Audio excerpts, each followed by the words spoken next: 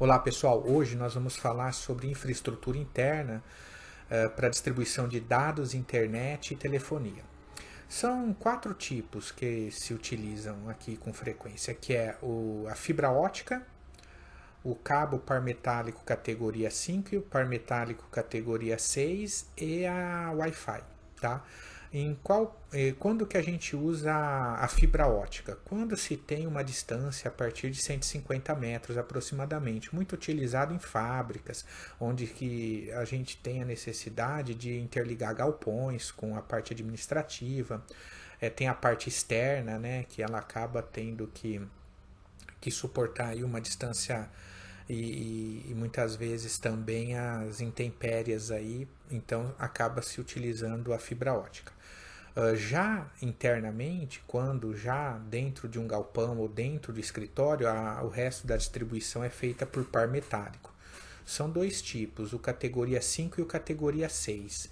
A diferença é que o categoria 5 vai até 100 Mbps e o 6 até 1 GHz.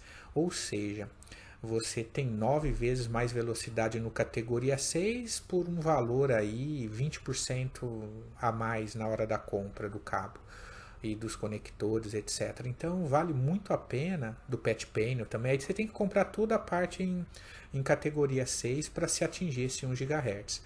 Vale muito a pena. O custo-benefício é maravilhoso. Então, a distribuição interna, já quando dentro de um escritório ou dentro de um galpão, onde as distâncias ficam abaixo de 150 metros, se utiliza o par metálico, porque o custo é muito abaixo da fibra ótica. Se você tiver que distribuir tudo em fibra ótica, fica inviável, né? Fica extremamente caro. Então, a fibra é usado mesmo para distâncias maiores, apenas para interligar dois switches aí, fazer um cascateamento para se fazer a distribuição depois, sempre a distribuição interna pelo cabo par metálico. E a Wi-Fi, que hora que a Wi-Fi entra? Ela entra como uma rede paralela, nunca como uma rede principal. A Wi-Fi ainda, ela como rede principal, deixa a desejar um pouco. Ainda sofre algumas interferências, a performance não é igual ao cabeamento, o par metálico. Então, normalmente a gente utiliza a Wi-Fi como uma rede secundária para atender os notebooks que ficam em trânsito dentro da empresa, visitantes que chegam à empresa, celulares, iPads, enfim, mas nunca como a rede principal de produção. Contudo, algumas empresas acabam fazendo isso. Nós não aconselhamos, mas funciona, mas não funciona, mas às vezes não funciona. Então, quer dizer, às vezes acaba dando alguns problemas de performance, então não é aconselhável, né? Contudo, tem empresa que usa e se dá bem pelo tipo de trabalho que desenvolve, consegue ter aderência ao negócio e trabalhar sem passar cabo na empresa. Porque quando passa cabo, você tem que ter um rack, né? Você tem que montar uma sala para organizar esse rack de onde vão sair todos os pontos de rede, onde é colocado os switches, os patch panels, os organizadores de cabo, enfim, é feito toda essa estrutura para que fique esses pontos aí interligados e possa estar trazendo esse sinal para uma central de telefonia, para o roteador da internet, para os servidores, enfim. Esse rack ele tem que ser montado por um profissional da área, né? Apesar que hoje muitos utilizam eletricistas e mão de obra própria da empresa para estar puxando pontos de rede. Eles maltratam um pouco o cabo porque acabam fazendo como é feito para a rede elétrica, né? Torcem um pouco, esticam, puxa, e o cabo para dados ele não pode sofrer o mesmo abalo que o cabeamento de rede elétrica. Mas funciona também, o pessoal acaba usando, mas fica aquele hack que não tem a mesma organização, a mesma identificação para se saber, se chegar a cada ponto, enfim, não é o mais correto, mas acaba em função dos valores que o eletricista cobra serem valores mais acessíveis, né? Muitas empresas abrem mão de contratar uma empresa especializada de cabeamento estruturado. Então lá nesse rack fica a central de telefonia, ficam os switches e fica o roteador normalmente e os servidores da empresa interna. Quando essa empresa tem servidores internos, fica normalmente nessa mesma sala. A Wi-Fi, no caso da distribuição da Wi-Fi, eu quero abordar aqui uma coisa que acontece com muita frequência.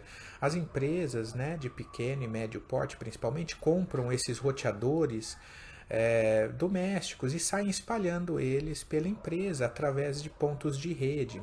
Então você acaba tendo inúmeras redes Wi-Fi dentro de uma mesma empresa, porque esses roteadores não têm a função de repetir o sinal, né? Cada roteador desse, ele vai ser um host ali, ele vai ter um nome de rede Wi-Fi diferente do outro roteador. Então você tem um roteador em compras, um em vendas, um na área do RH, e cada rede Wi-Fi, você vai andando pela empresa e vai tendo que mudar o nome da rede que você está conectado, porque cada rede tem uma denominação.